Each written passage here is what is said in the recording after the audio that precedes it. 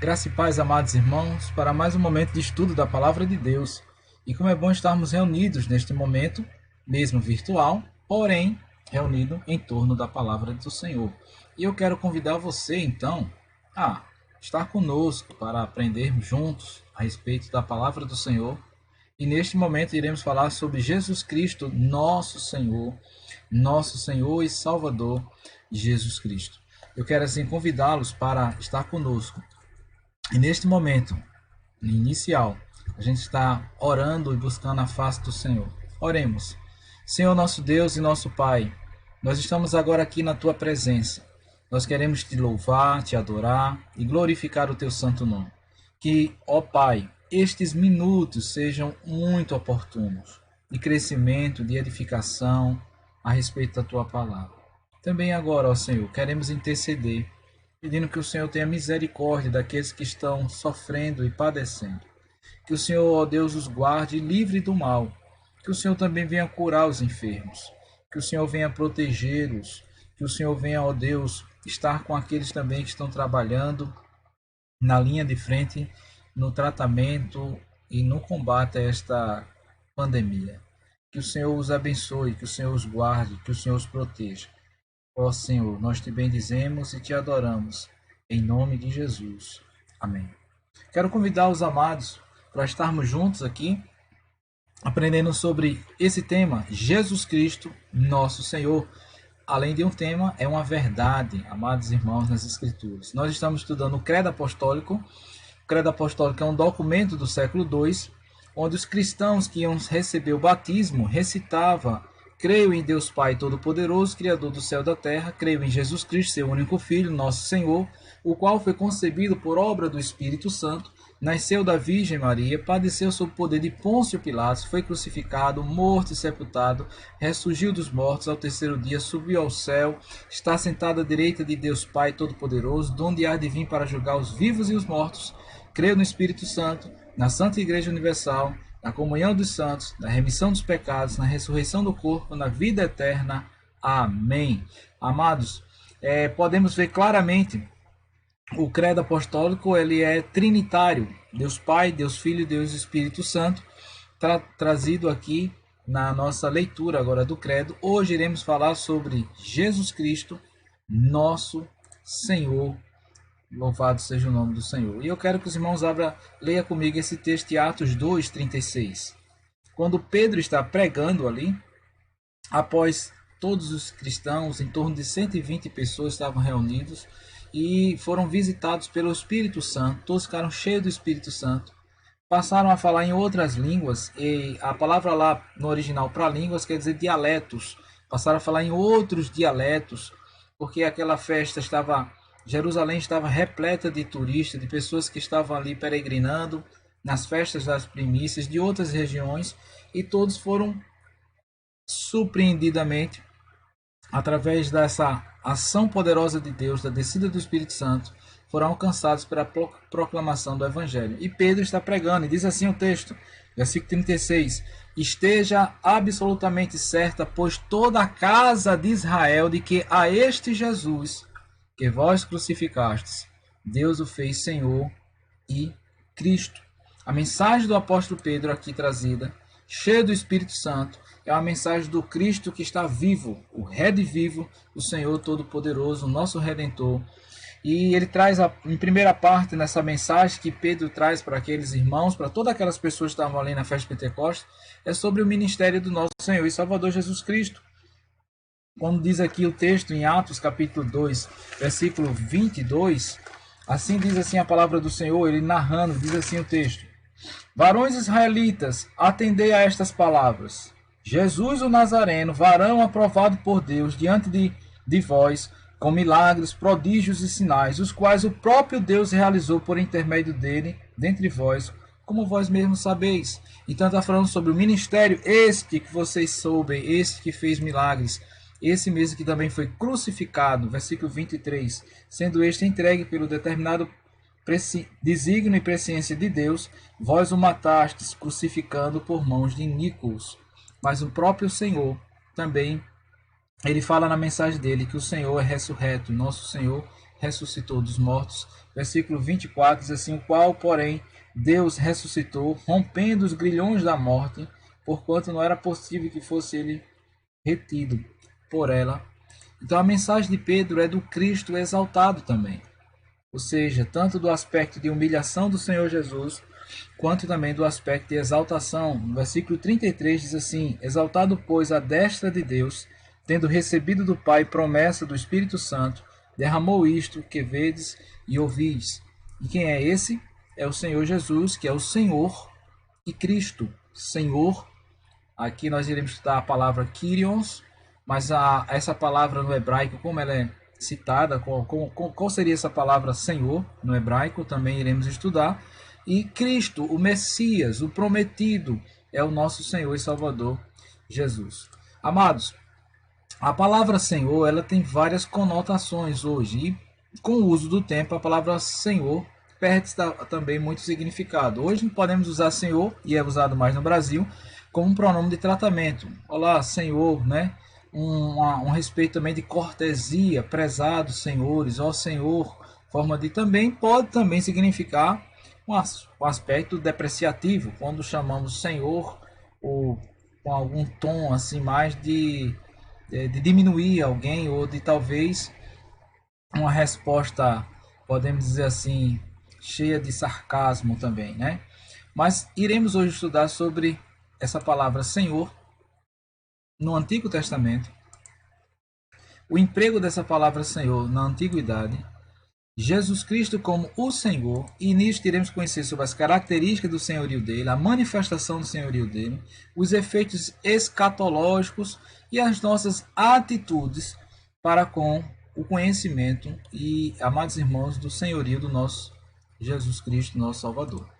Então, em primeiro lugar, a palavra Senhor no Antigo Testamento, ela vem então de um pentagrama hebraico, que é, amados irmãos, com essas tetragrama, né? Penta não, tetragrama hebraico, que é as consoantes Rei, Vav, Rei e Oda. É lido da direita para a esquerda, como qualquer língua original, porém esse tetragrama não apresenta vogais. Não, ele não tem vogais. Pastor, então como é que é a pronúncia dele? Amados, a pronúncia é desconhecida hoje. O nome, esse tetragrama significa o nome pessoal de Deus para os hebreus e da narração e da revelação. É o que nós hoje consideramos como o Senhor, Deus da aliança, o Deus criador, o Deus que fez aliança com o seu povo, o Deus, amados irmãos, todo-poderoso. O texto hebraico original não consta essas vogais, não consta vogais, só houve acréscimo de vogais em 950, através da escola de judeus massoréticas de Tibérias. A palavra massorética é justamente os sinais massoréticos, que são os sinais de vogais, de pontuação, do escrito. Não tinha isso antes, mas aí começou a entender para se tornar mais popular a língua, talvez por preservá-la mais e por ter mais pessoas conhecendo, por essas escolas massoréticas. Então, essa palavra no Antigo Testamento, ela ocorre em torno de 5.321 vezes no Antigo Testamento. Essa palavra, esse tetragrama. Por volta do ano 300 a.C., foi deixado de pronunciá-la pelos judeus, porque os judeus começaram a desenvolver e ter reverência. O aspecto primeiro era a reverência para com Deus, e a interpretação, vamos supor, de Levítico 24:16, como diz aqui o texto: aquele que blasfemar o nome do Senhor será morto. Toda a congregação apedrejará, tanto o estranho como o natural, blasfemando o nome do Senhor será morto. E nós temos também, queridos, o mandamento da palavra de Deus, né, na primeira tábua assim, da Torá, o terceiro mandamento, que não falarás o nome do Senhor teu Deus em vão. Então os judeus começaram a entender que ao ler ou citar o nome sem uma devida atenção ou devoção, eles estavam de fato, ele temia que estavam entrando no pecado de profanação do nome do Senhor.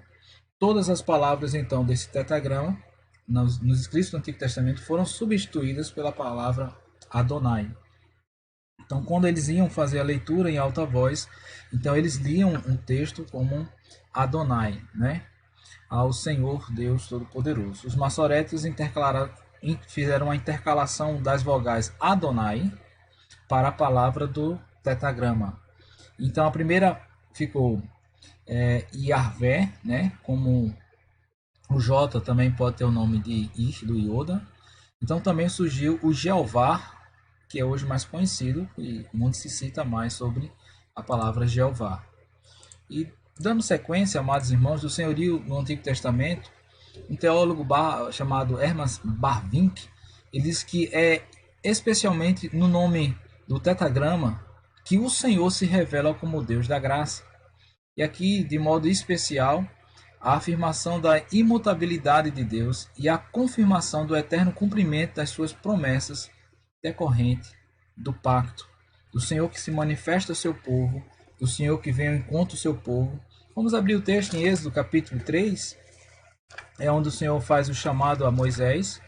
O Senhor se apresenta a Moisés, o Senhor diz quem ele é a Moisés, pelo qual ele chamou Moisés para libertar o povo. Êxodo capítulo 3, versículo 13, diz assim a palavra do Senhor. Disse Moisés a Deus: Eis que, quando vier eu aos filhos de Israel e lhes disser, o Deus de vossos pais me enviou a vós outros, e eles me perguntarem qual é o seu nome, que lhes direi? Versículo então 14, diz assim a palavra. Disse Deus a Moisés: Eu sou o que sou. E disse mais: Assim dirás aos filhos de Israel: Eu sou, me enviou a vós outros. Esses aspectos, amados irmãos, do ponto de vista pactual, de Deus que faz um pacto, de Deus que cria, o Deus criador de todas, o Deus da graça, o Deus que nos ama, o Deus que vem ao nosso encontro, o Deus que não nos abandona. O seu nome é tratado como esse tetragrama. E, amados, nós podemos então entender que no Antigo Testamento, os aspectos pelo qual era tratado o tetragrama era que o Senhor era o Senhor, que era o Senhor soberano sobre todas as coisas, ou seja, o Senhor da terra. Ele criou o céu e a terra, enchendo toda com a sua glória, tendo, portanto, domínio sobre todas as coisas. O Gênesis capítulo 1, versículo 1, conhecido como os Berites, né? No princípio, Deus criou os céus e a terra.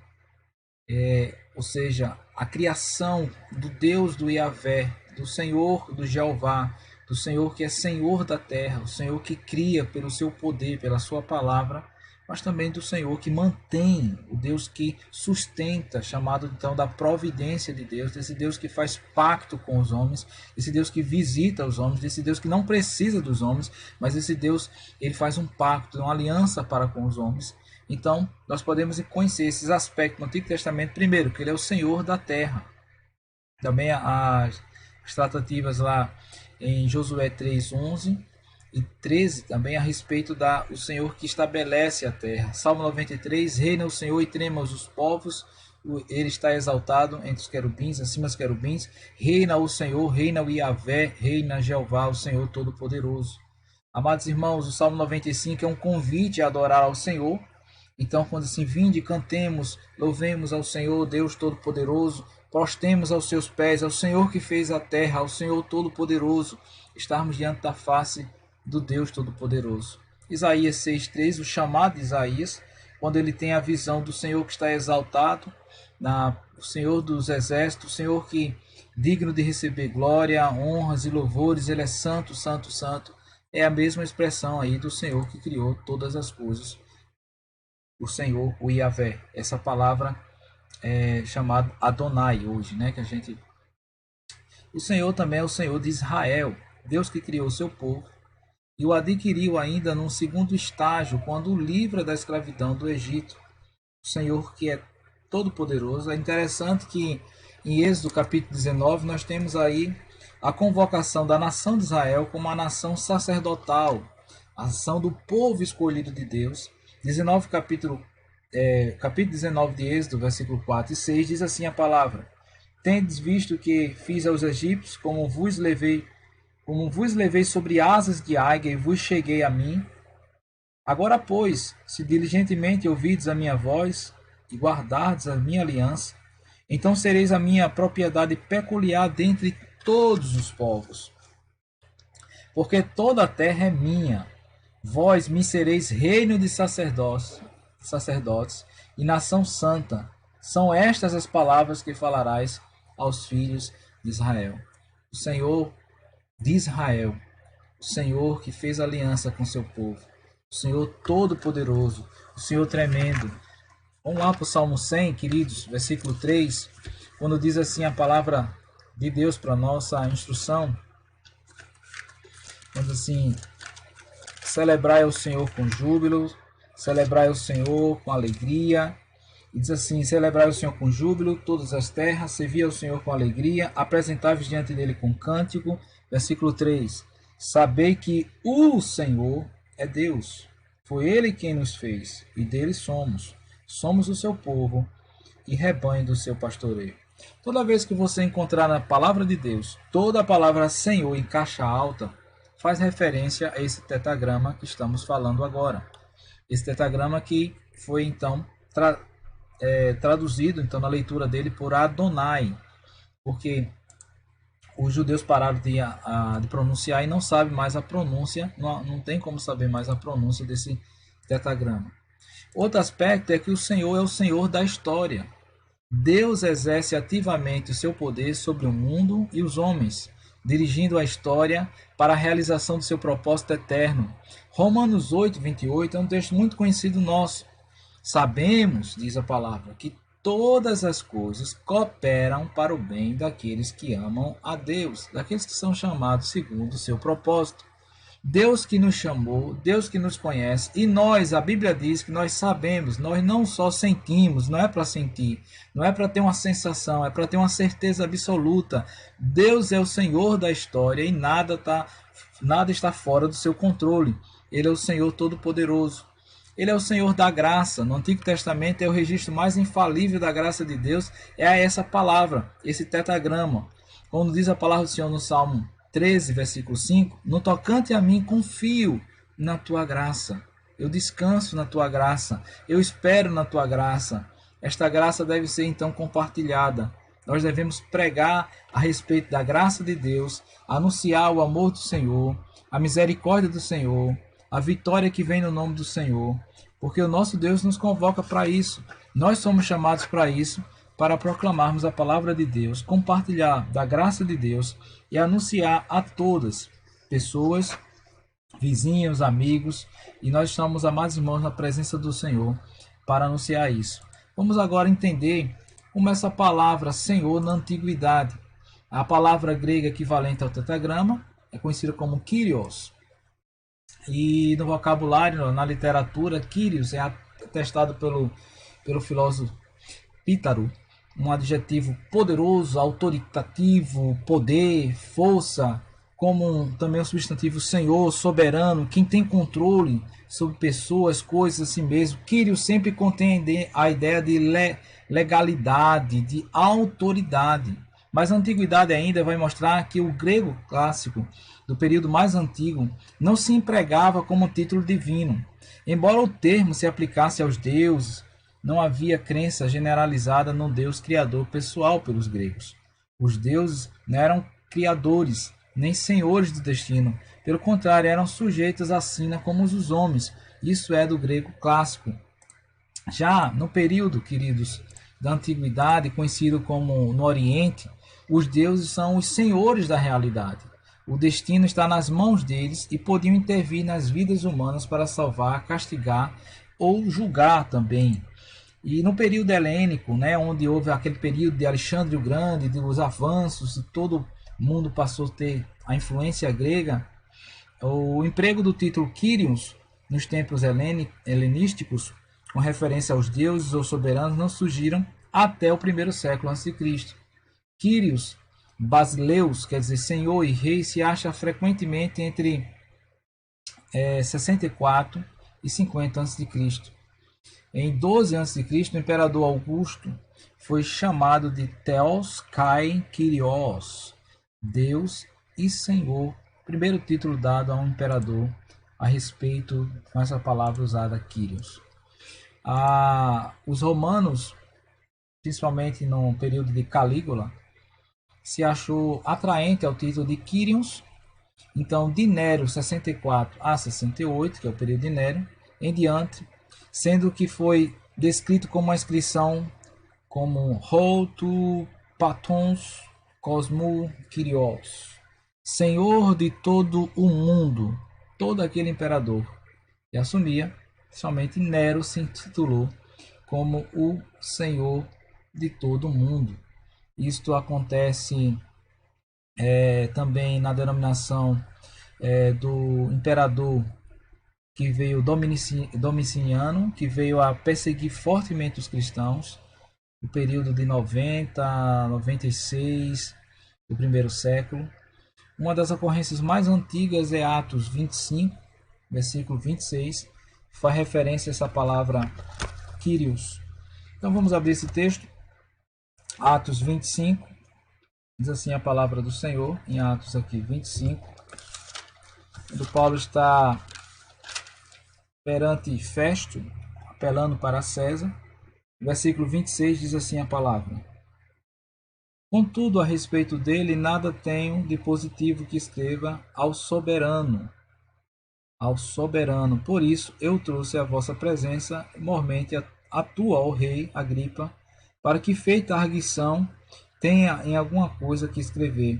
Essa palavra soberano é a palavra Kyrios, aquele que tem domínio, aquele que está governando sobre todas as coisas. Domiciano, no 81-96, arrogou para si também um título em cartas oficiais de ser Nosso Senhor e Deus, né? O Dominus et Deus Noster. Ele se intitulou o próprio Deus e ocorreu várias perseguições aos cristãos. De forma esquemática, o que então essa palavra significa na antiguidade? Uma demonstração de respeito e cortesia também. Como o Senhor em português, Sir, né, em inglês, né? No Novo Testamento nós aprendemos isso em Mateus 20, 33, quando vamos abrir esse texto lá e vamos fazer a leitura desse texto, da palavra de Deus. São muitos textos e nós iremos acompanhar assim nas escrituras. Mateus 20, versículo 33, diz assim a palavra: Responderam, isso aqui, a cura de 2 cegos de Jericó, responderam, Senhor, que se nos abra os olhos. O Senhor perguntou, o que queres que eu vos faça? Ele responde, Senhor, e esse termo aqui é com cortesia, com respeito, ao nosso Deus, ao Senhor Todo-Poderoso. Mateus 21, 29, diz assim o texto, a palavra do Senhor. E a parábola dos 2 filhos. Ao que vos parece, um homem tinha 2 filhos, o Senhor começa a falar no versículo 28. Chegando-se o primeiro, disse, filho, vai hoje trabalhar na vinha?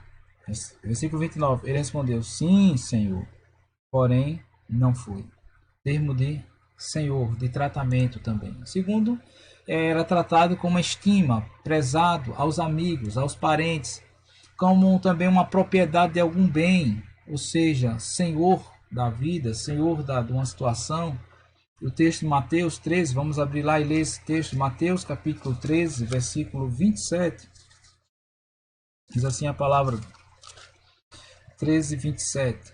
Então, a parábola do joio, vindo os servos do dono da casa, lhes disse, Senhor, não semeaste boa semente no teu campo? Trazendo a ideia de propriedade, né? Senhor, tu semeastes a semente no teu campo? Outro aspecto é também sobre o Senhor ser o pai, o chefe da família, o chefe da casa, né? Chefe da casa. Vamos abrir em texto em 1 Pedro, amados, capítulo 3, versículo 6. Diz assim lá a palavra, vamos chegar lá em 1 Pedro 3, 2 Pedro, 1 Pedro 3, versículo 6. Diz assim o texto. Como fazia Sara, que obedeceu a Abraão, chamando-lhe Senhor, da qual vós vos tornastes filhas, praticando o bem, não temendo perturbação alguma. A respeito como era tratado Abraão como o senhor da casa, o senhor, o chefe da família. Se a gente falar isso hoje, né, as esposas chamar os maridos de senhor assim, elas vão dizer, opa, que história é essa, rapaz? Mas é de cuidado, de respeito, de estima. E isso deve existir na nossa família, isso deve existir no nosso relacionamento, sabendo a questão de honra, né? O chefe, aquele que Deus chamou para ajudar, apacentar, cuidar, proteger a família. Outro aspecto é de protetor aos reis e magistrados, quando Paulo fala lá com Agripa, relacionado ao soberano, ao Senhor. Nós iremos agora falar sobre a palavra Kyrios aplicada Senhor a Jesus Cristo, amados. No Novo Testamento, Jesus é chamado de Senhor e tem dois sentidos. Primeiro, o sentido de mestre, de rabi, a forma cortês de trato, Senhor dos discípulos, o mestre, aquele que controla todas as coisas. Eu quero abrir esse texto de Mateus 17 com os irmãos, versículo 4. Diz assim a palavra do Senhor para a gente ler juntos. A gente está juntos assim, né? Remotamente, mas os irmãos acompanhando a leitura da palavra. Diz assim o texto. Então disse Pedro a Jesus: Senhor, bom é estarmos aqui. Se queres, farei aqui 3 tendas. Uma será tua, outra para Moisés e outra para Elias. Isso aqui, amados irmãos, nos fala sobre o momento da transfiguração do Senhor. Pedro, maravilhado daquele momento, ter contemplado aquelas coisas extraordinárias ali, ele fica e diz: Senhor, Senhor, bom estarmos aqui, bom estarmos aqui em tua presença. Oh, mestre, bom estarmos aqui diante da tua face, aprendendo mais de ti.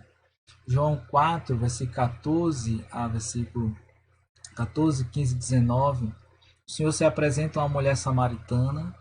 O Senhor fala com aquela mulher samaritana, pede água para beber. E ela começa a julgar, como pode ser tu, judeus, pede água a mim, samaritano. Depois o Senhor, olha, se tu conheceres aquele que te fala, pedirias e ele daria água e nunca mais iria acabar. E ela diz, não tenho mais como pegar, não tenho como pegar. Mas depois que o Senhor fala sobre a vida dela, sobre a alma dela, sobre as necessidades que passaram no seu coração, ela o chama de Senhor. Ela revê, ela reconhece Jesus como o Senhor Todo-Poderoso. Sentido de mestre, ó mestre. Outro sentido da palavra Senhor aplicada a Jesus é como o Messias exaltado. Suprema autoridade correspondente ao tetragrama no Antigo Testamento, o Adonai. Muitas referências a Jesus como o Senhor consistem em citações do Antigo Testamento. Citações essas de Atos, capítulo 2, versículo 20 a 21 e Romanos 10, 13, faz citação de Joel 31, versículo 32. Assim como 2 Tessalonicenses, 1 Coríntios 5, 5 faz referência a Isaías 66, versículo 6, que aponta para o nosso Senhor e Salvador Jesus Cristo. Assim como Pedro 3, 15, Isaías 8, versículo 3, por uma questão mais de didática, de a gente poder andar mais com o estudo, senão eu ia demorar mais um pouco, mas a gente ia ler cada texto desse apontando. Vamos então, amados irmãos, entender a respeito, então, desse Kyrios aplicado a Jesus Cristo sobre as suas características, então. Primeira característica é que Jesus é o único Senhor. Ele é o Senhor dos Senhores. Ele é o Todo-Poderoso. Vamos abrir o texto em 1 Coríntios, capítulo 8. Paulo escreveu à igreja em Coríntios, capítulo 8, versículo 4 a versículo 6. Diz assim a palavra: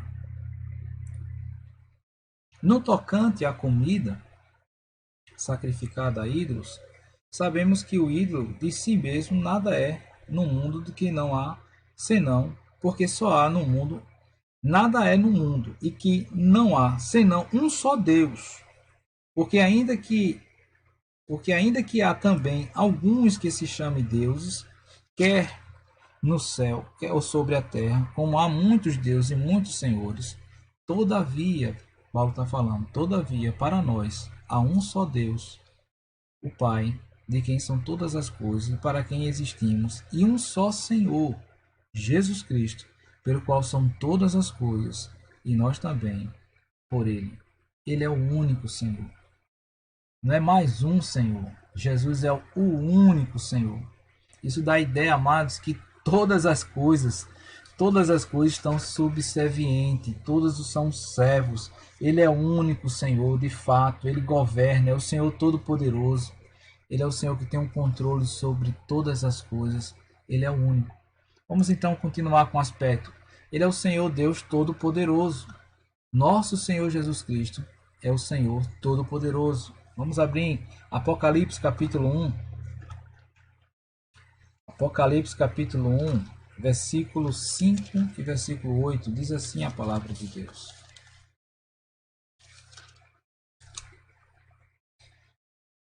João está escrevendo às igrejas a revelação que recebeu do Senhor, e ele no versículo 5 diz assim: E da parte de Jesus Cristo, a fiel testemunha, o primogênito dos mortos, o soberano dos reis da terra. Olha que coisa tremenda, nosso Senhor Todo-Poderoso. Quem é o Senhor Jesus? Versículo 8 diz: Eu sou o Alfa e o Ômega, diz o Senhor Deus, aquele que é, que era e que há de vir, o Todo-Poderoso. Característica do Kyrios aplicado a Jesus Cristo. Ele é um único Senhor. Segundo, ele é o Senhor Todo-Poderoso. Terceiro, ele é o Senhor eterno. O reino é eterno. Seu reino é eterno. Como Pedro fala, queridos, em 2 Pedro, capítulo 1, aqui versículo 11, diz assim a palavra do Senhor. 1, versículo 11.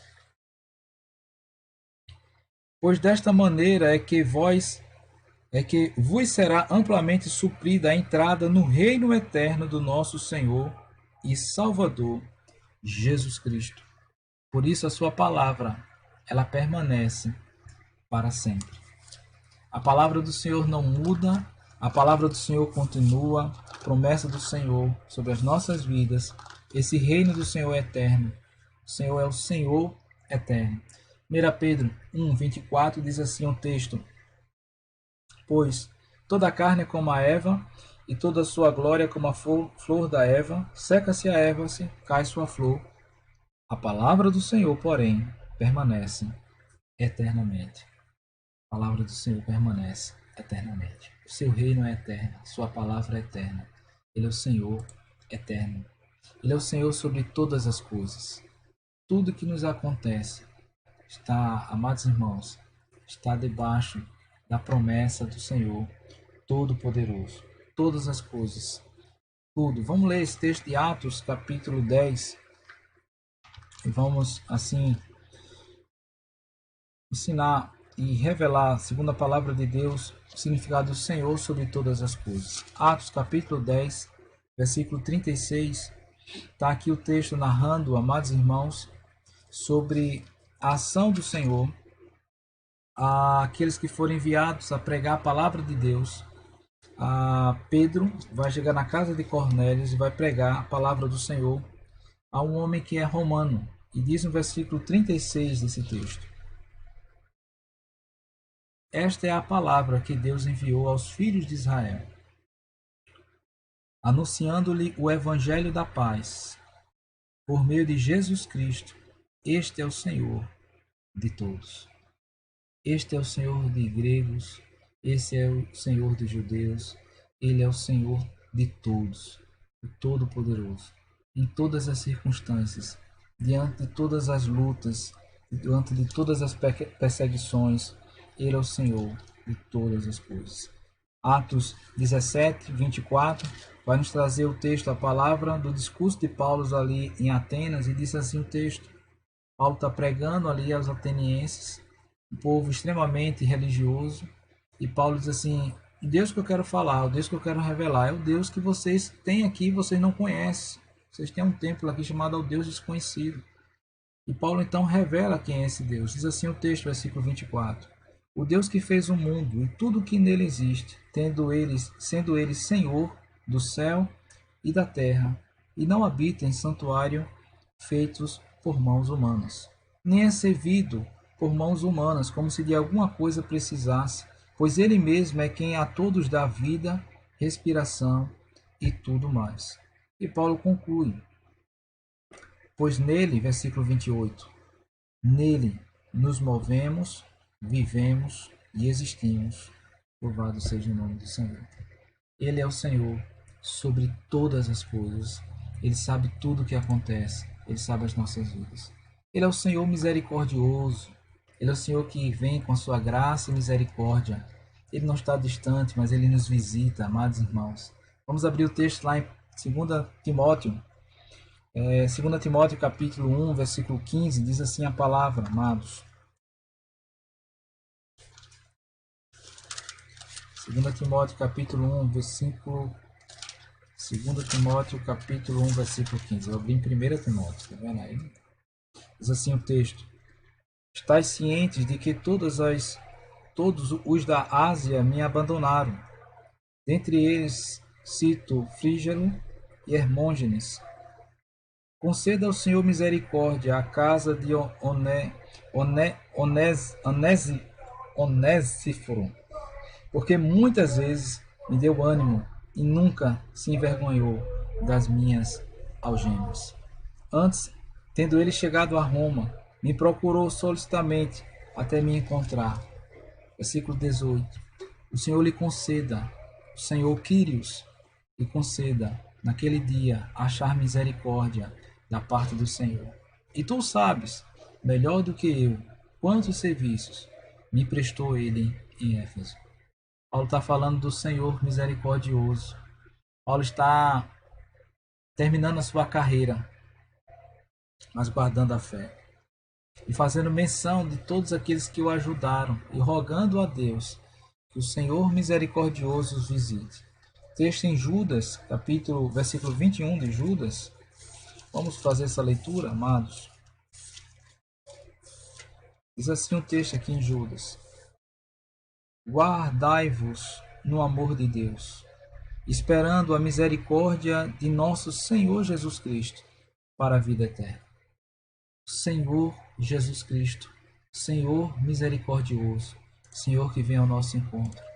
Nós podemos ainda aprender do aspecto, das características do Senhor, que Ele é um Senhor bondoso, é o Senhor que é bom, que a sua misericórdia dura para sempre. E podemos assim ler o texto aqui em 1 Pedro, versículo 2, capítulo 2, versículo 3, diz assim a palavra do Senhor: Se é que já tendes a experiência que o Senhor é bondoso. Pedro está falando para os crentes desejar ardentemente, como criança recém-nascido, genuíno leite espiritual, para o crescimento, para a salvação. Se nós temos conhecimento, amados irmãos, da bondade de Deus, do Senhor que é bondoso, nós devemos desejar constantemente crescer, sermos edificados na palavra de Deus, aprendermos mais da presença do Senhor. O Salmo 34, versículo 8, vai falar que o Senhor é bom, da bondade de Deus expressa, do Senhor que nos ama, o Deus que está conosco. E esse salmo aqui, Salmo de Davi, ele experimenta da bondade de Deus naquele momento onde ele estava sendo... ele precisou se fazer de maluco para não morrer diante de um rei inimigo, Abimeleque. O Senhor o poupa, o Senhor dá livramento a ele. E ele diz assim, versículo 8, Ó, provai e vede que o Senhor é bom. Bem-aventurado o homem que nele se refugia. É Deus que nos guarda, é Deus que nos protege. O Senhor, nosso Senhor, é o Senhor bondoso. É o Senhor longânimo. É o Senhor, como diz o texto aqui em 2 Pedro, amados irmãos, que um dia para o Senhor é como 1000 anos. Mas é o Deus que vem com graça, com misericórdia. Vamos ler esse texto. 2 Pedro, capítulo 3, versículo 9, diz assim a palavra: Não retarda o Senhor a sua promessa, como alguns a julgam demorada. Pelo contrário, ele é longânimo para convosco, não querendo que nenhum pereça, senão que todos cheguem ao arrependimento. Versículo 15, amados, diz assim a palavra: E tende por salvação a longanimidade de nosso Senhor, como igualmente o nosso amado irmão Paulo vos escreveu, segundo a sabedoria que lhe foi dada. O Senhor é um Deus, Senhor longânimo. O Senhor que julga retamente. O Senhor que sabe e exerce justiça. O Senhor que não retarda a sua palavra nem sua graça, amados irmãos. 2 Timóteo, vamos ler esse texto. Capítulo 4, versículo 8 de 2 Timóteo. Estou assim acompanhando a leitura com os irmãos, para não ficar só citando, mas vamos ler a palavra de Deus. 2 Timóteo, capítulo 4, versículo 8, diz assim a palavra: Do Senhor que julga retamente, que sabe todas as coisas. Diz a palavra do Senhor aqui, versículo 8, do capítulo 4 de 2 Timóteo, versículo 14. Já agora, Paulo está falando, está encerrando. Quando assim, quanto a mim, versículo 6, estou sendo já oferecido por libação, e o tempo da minha partida é chegado. Versículo 7, combati o bom combate, completei a carreira, guardei a fé. Que isso seja para nossas vidas sempre, irmãos. Versículo 8, ele fala, já agora a coroa da justiça me está guardada, o qual o Senhor, reto juiz, o Senhor, Kyrios, reto juiz, me dará naquele dia. Não somente a mim, mas a todos quantos amam a sua vinda. Louvado seja o nome do Senhor. Ele é o Senhor da glória. Ele é o Senhor Todo-Poderoso. Texto em 1 Coríntios, capítulo 2, versículo 8, diz assim a palavra do Senhor para nossas vidas. 1 Coríntios 2, versículo 8. Sabedoria esta que nenhum dos poderosos deste século conheceu, porque se a tivesse conhecida, jamais teria crucificado o Senhor da glória. Paulo cita, Kyrios, doxa, Senhor da glória. Tiago, capítulo 2, versículo 8, fala também sobre a majestade, a glória do Senhor, o Senhor nosso Deus Todo-Poderoso. E Tiago, capítulo 2, versículo 1, diz assim o texto. Meus irmãos, não tenhais a fé em nosso Senhor Jesus Cristo, Senhor da glória, em acepção de pessoas. Senhor Todo-Poderoso. Tiago está exortando aos crentes, aos irmãos, a não colocar a fé no Senhor Jesus fazendo acepção de pessoas, porque Ele é o Senhor Todo-Poderoso. A citação aqui do Senhor da glória, o Senhor Todo-Poderoso. O senhorio de Cristo sobre o seu povo é um senhorio pastoral. Ele não apenas nos governa, mas também nos protege, nos ensina, nos disciplina, nos sustenta. Ó irmãos, é o Senhor que nos ampara. É o Senhor que tem colocado as suas mãos sobre as nossas vidas, nos conduzido. Nós percebemos o cuidado e nós estamos sobre o senhorio de Cristo, mas um senhorio pastoral. Hebreus 13, 20 diz assim, ora, o Deus da paz, que tornou a trazer dentre os mortos a Jesus nosso Senhor, o grande pastor das ovelhas. A Ele seja a honra, a glória para todos sempre. Amém. Nós ainda aprendemos a manifestação do senhorio pastoral do Senhor. Por quê? Porque é o Senhor que faz crescer a igreja, irmão. Olha, eu posso me esforçar como pastor, eu posso fazer os melhores estudos, eu posso fazer as melhores pesquisas, eu posso fazer a melhor pregação, mas se o crescimento não vier do Senhor, tudo é vão. Atos 2:47 diz o texto que a igreja do Senhor crescia. Ela crescia constantemente, ela estava crescendo e desenvolvendo. Atos 9:31 fala que a igreja havia paz na igreja e o Senhor trazia crescimento a essa igreja. A ênfase é o Senhor. Essa manifestação do senhorio do Senhor Jesus, ele é pastoral, é ele que traz crescimento, ele que nos faz crescer mais e mais. Ele é aquele que nos livra e nos fortalece e sustenta os seus. Nós percebemos, amados irmãos, o cuidado do Senhor para conosco. É Deus que nos guarda, é Deus que nos protege, é Deus que nos livra. Assim foi o apóstolo Pedro preso ali. Olha, não fala mais nada, está preso. O Senhor manda ali, livra ele. O Senhor Jesus o livrou. O texto nos diz, é o Senhor que dá fortalecimento no momento de fraqueza. O Deus que vem ao nosso encontro, nos fortalecer. É o Senhor que nos segura, é o Senhor que está conosco, amados irmãos. Eu quero ler esse texto de Romanos, capítulo 14, versículo 4. Diz assim o texto da palavra, escrito pelo apóstolo Paulo. Romanos 14, versículo 4. É o Senhor quem distingue entre dia e dia. Quem distingue entre dia e dia para o Senhor faz, e quem come para o Senhor come, porque dá graças a Deus. E quem não come para o Senhor não come, e dá graças a Deus. Mas é o Senhor que tem cuidado e fortalecido. Paulo está falando aqui daqueles que são fracos na fé, mas aquele pelo qual Deus o chama, Deus fortalece, Deus sustenta, amados. É Deus que nos guarda, é Deus que está conosco. É Deus a nossa esperança, é o Senhor da nossa vida. Vamos abrir o texto de Efésios, capítulo 6, versículo 10. Sede fortalecido no Senhor, diz a palavra, na força do seu poder.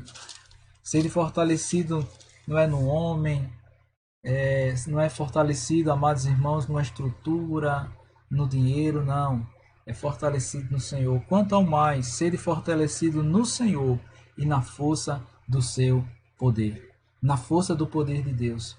O senhorio pastoral, o Senhor Jesus, nosso Senhor, ele vem exercer o seu governo sobre nós como um pastor, a nos fortalecer, a nos livrar, a nos dar graça, a nos dar maturidade e a sustentar as nossas vidas para a glória e louvor do seu santo nome. Nós ainda temos conhecimento na palavra, que é o Senhor que abençoa o nosso trabalho. O apóstolo Paulo, ele sabe disso, tudo que ele está fazendo, assim como Pedro. A obra que Deus tem fortalecido. E Atos capítulo 11 vai falar, amados irmãos, do reconhecimento dos discípulos, que é Deus que fortalece, é Deus que derrama a sua graça, é Deus que abençoa, é Deus que estende as suas mãos. Atos capítulo 11, versículo 20, diz assim a palavra. Alguns deles, porém, que eram de Chipre e de Cirene, e que foram até Antioquia, falavam também aos gregos, anunciando-lhe o evangelho do Senhor Jesus Cristo. Versículo 21. A mão do Senhor estava com eles, e muitos crendo se converteram ao Senhor. A bênção do Senhor no nascimento da igreja em Antioquia. Essa igreja, amados irmãos, nasceu por causa de uma perseguição religiosa. Uma igreja que abre as portas para receber judeus e gregos. Uma igreja que está crescendo na graça de Deus e que precisa de um pastor. E chega a notícia em Jerusalém que a igreja de Antioquia Deus estava derramando graça sobre essa igreja, ao ponto de chamar Barnabé para ser o pastor dela. Mas o texto diz que a mão do Senhor estava com eles, e muitos crentes se converteram ao Senhor. É a bênção do Senhor sobre o trabalho, sobre o crescimento de sua igreja. É o Senhor que confirma. Paulo diz assim, eu sei que aquele que começou a boa obra em vós, ele há de completá-la até o dia do Senhor. A obra que o Senhor confirma, o Senhor derrama sua graça sobre a minha vida e sobre a sua vida. Nós não iremos ficar no meio do caminho. Não somos aqueles que a obra que Deus fez na minha vida é pela metade. Deus não faz obra pela metade. O Senhor faz a sua obra completa em nosso coração, em nossa vida. Vamos abrir o texto, 2 Tessalonicenses, capítulo 3, versículo 3, e fazer a leitura da parte, diz assim, o Senhor Todo-Poderoso, que guarda e que protege, todavia o Senhor é fiel, e ele vos confirmará e guardará do maligno. Glória a Deus por isso. Ele que nos confirma, ele que nos guarda. Ele abre os nossos corações para entender a sua mensagem. Quando aquele carcereiro ali em Atos 16:14 recebeu a pregação da palavra, foi compreendida ali sobre a mensagem, ele abriu os olhos. É o Senhor que nos salva, é o Senhor que vem ao nosso encontro, é o Senhor nosso Deus Todo-Poderoso. Bendito seja seu nome.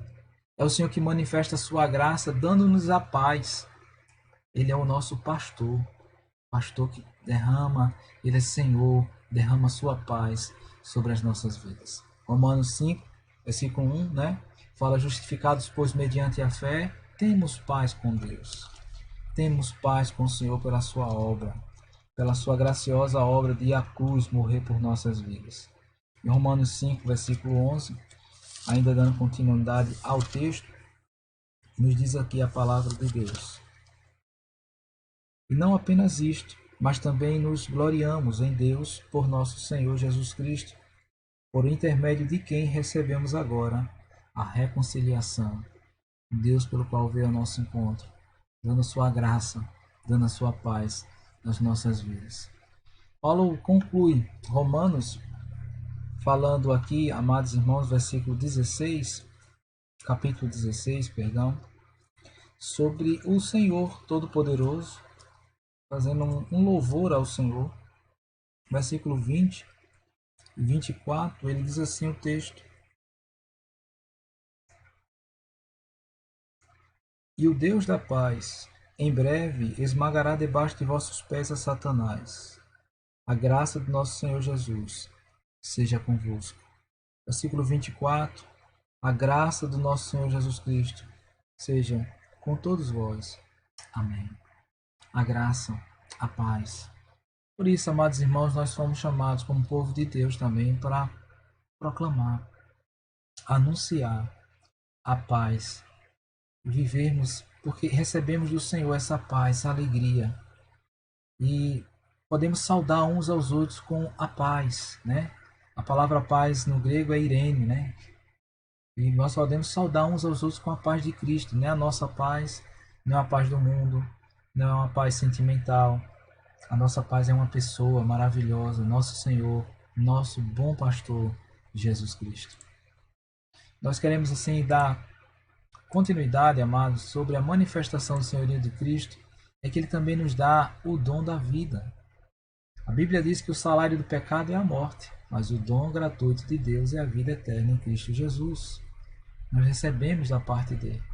O Senhor Jesus diz: eu vim para vos dar vida, e vida em abundância, vida completa.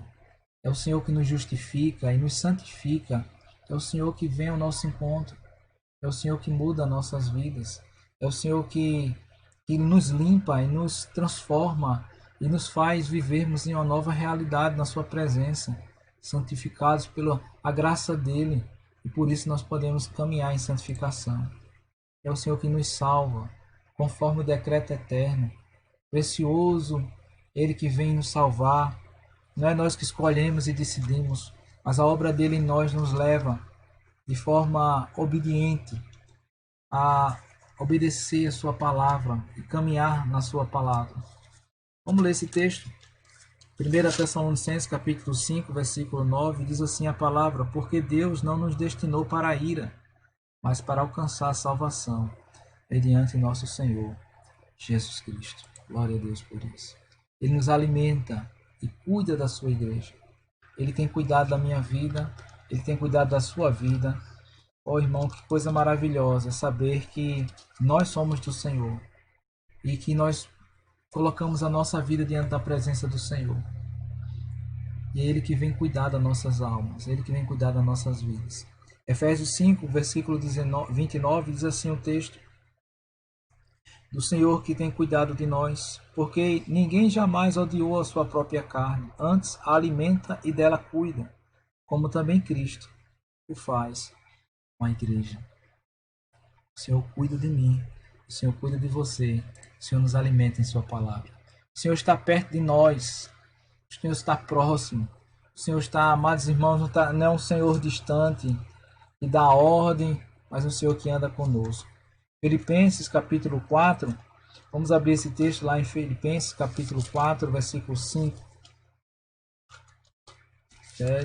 Filipenses capítulo 4, versículo 5, amados irmãos, diz assim o texto: Portai-vos com sabedoria para com os que são de fora, aproveitai as oportunidades.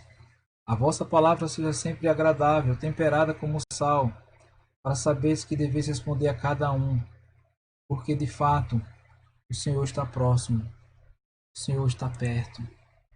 O Senhor é aquele que nos concede dons para servi-lo, o Senhor que preenche a sua igreja com dons. O Senhor é aquele que é o nosso pastor que atende às nossas orações. Aquele pelo qual nós oramos, suplicamos a sua graça. Ele vem ao grande encontro nosso. Ele nos encoraja, estimula os seus servos a caminharmos diante das lutas, das dificuldades. Não, amados irmãos, as lutas não acontecem em nossas vidas para nos paralisar, mas para estarmos perseverantes na presença do Senhor.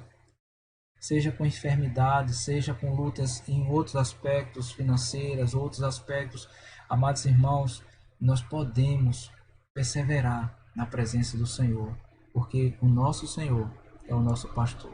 Ele tem cuidado de nós. Ele está sobre as nossas vidas. É o Senhor que nos disciplina, como diz Hebreus 12, 4, 6. O Senhor disciplina tanto quanto os amas, assim como o Pai ama seu filho. É o Senhor que nos disciplina, é o Senhor que diz assim: basta, vou tratar contigo. E Ele trata porque Ele nos ama. É o Senhor que nos vocaciona e dá autoridade aos seus ministros para pregar a palavra, para anunciar o reino. É a manifestação do senhorio do Senhor sobre sua igreja. É Ele que faz crescer reciprocamente o amor fraternal na igreja. O desenvolvimento desse amor entre irmãos, né? O filéu com Adelphos, que se chama Filadélfia, esse amor fraterno, esse amor que cuidamos e zelamos um pelo outro e temos consideração um pelo outro. Amados, nós podemos aprender que há os efeitos escatológicos do senhorio de Jesus. Primeiro, é que por meio da obra do Senhor Jesus, da sua subida, nós recebemos o Espírito. E ele recebe o nosso Espírito dos seus filhos. Quando o diácono Estevão estava sendo apedrejado, ele disse: o Senhor, receba meu Espírito, ó Senhor Jesus. O Senhor, ele tem a visão do Senhor exaltado. É o Senhor que outorga a coroa de justiça, glória e vida a todos os seus, pelo qual Paulo diz assim: está aguardada a minha coroa, a coroa que o Senhor me dará, pela obra final, consumatória do Senhor Jesus. O Senhor visitará, nos abençoará, derramará sua graça sobre sua igreja. E a vitória final, amados irmãos, diante de lutas que passamos, que enfrentamos, como diz o texto de 1 Coríntios, capítulo 15, onde Paulo fala sobre todo esse capítulo, sobre a obra maravilhosa do Senhor, do Cristo ressurreto, da nossa esperança. No versículo 57, assim: graças a Deus que nos dá a vitória por intermédio do nosso Senhor Jesus Cristo, a vitória final. E ele fala para os cristãos: portanto, meus amados irmãos, sede firmes, inabaláveis, sempre abundantes na obra do Senhor, sabendo que no Senhor o vosso trabalho não é vão. É o Senhor que nos dá a salvação eterna, como diz o texto de Romanos 10, 9 a 13. Salvação essa que não foi gerada por nós, nem, amados irmãos, foi, mas sim promulgada, decretada pelo Senhor, e é cumprida de forma escatológica em Jesus Cristo. Agora eu quero falar, amados irmãos, sobre algumas atitudes nossas. O Senhor Jesus é o Senhor Todo-Poderoso. A primeira atitude da igreja é reconhecê-lo como Senhor de nossos corações, e precisamos confessar como tal. Precisamos confessar Jesus como Senhor na nossa vida diária, trabalho, nossa vida familiar, as nossas orações. E isso traz para nós uma atitude, amados irmãos, de reconhecimento e de humilhação em sua presença, de dependência dele. Segundo, é que nós precisamos de fato descansar e crer nisto. Ele é Senhor. Por mais que o mundo queira dizer que a coisa está meio fora de ordem, que ninguém está na... Deus está no controle, Ele é o Senhor das nossas vidas. Precisamos de descansar nisso. E precisamos adorar. Ele é o Senhor Todo-Poderoso. Ele é o Senhor que, amados irmãos, tem o controle sobre todas as coisas. Nós precisamos descansar no Senhor. Nós precisamos parar para, e de fato, descansar nas promessas do Senhor e adorá-lo de todo o nosso coração. Nós precisamos reconhecê-lo em todos os nossos planos. Tudo que nós projetarmos, devemos colocar diante do Senhor Jesus Cristo. A minha vida e a sua vida, nossos projetos, nosso futuro, nossos trabalhos, tudo que iremos fazer, nossas mudanças, nossas perspectivas de mudanças, devemos colocar tudo diante do Senhor. Devemos nos alegrar na presença dEle. É a nossa atitude. Nós temos o Senhor Todo-Poderoso. Devemos ensinar, pregar a sua palavra constantemente. Devemos, amados irmãos, em sétimo lugar, conhecê-lo cada vez mais, conhecendo mais da graça dele, conhecendo mais do seu amor, desejando mais da sua presença. Devemos professar nossa fé, queridos, e desejamos aqueles que não são batizados: eu quero ser batizado, eu quero participar, eu quero ter mais comunhão com o Senhor, eu quero estar na presença do Senhor. Permanecer firmes nele, aguardando e orando por sua vinda gloriosa. Essas são atitudes da igreja. Consagrar a nossa vida ao seu serviço. Eis-nos aqui, Senhor. Você que é jovem, que pensa em tantas outras profissões, coloque primeiro a sua vida diante do Senhor. Deus pode ter um propósito na tua vida tremendo, poderoso, e te usar para a glória de seu santo nome. Nós precisamos andar dignamente em humildade e em santificação na presença do nosso Deus Todo-Poderoso. Isso é um reconhecimento, isso é uma atitude da igreja para com o Senhor, andarmos em sua presença. Quero agradecer por estarmos juntos nesse momento, a palavra de Deus, estudo da palavra. Queremos assim dar alguns avisos da nossa igreja, a nossa reunião de oração toda terça-feira, enquanto acontecer a pandemia. Estamos fazendo um momento de reunião online pelo nosso canal do Instagram e você é nosso convidado a estar conosco. E também estamos fazendo o nosso projeto na sexta, ajudando as pessoas carentes nesse período de pandemia. Que o Senhor te abençoe, que o Senhor te guarde. Queira nos participar desse projeto, entre em contato conosco, entre em contato com nossa junta diaconal. Será um prazer estarmos juntos, em nome de Jesus. Deus te abençoe e fica na paz.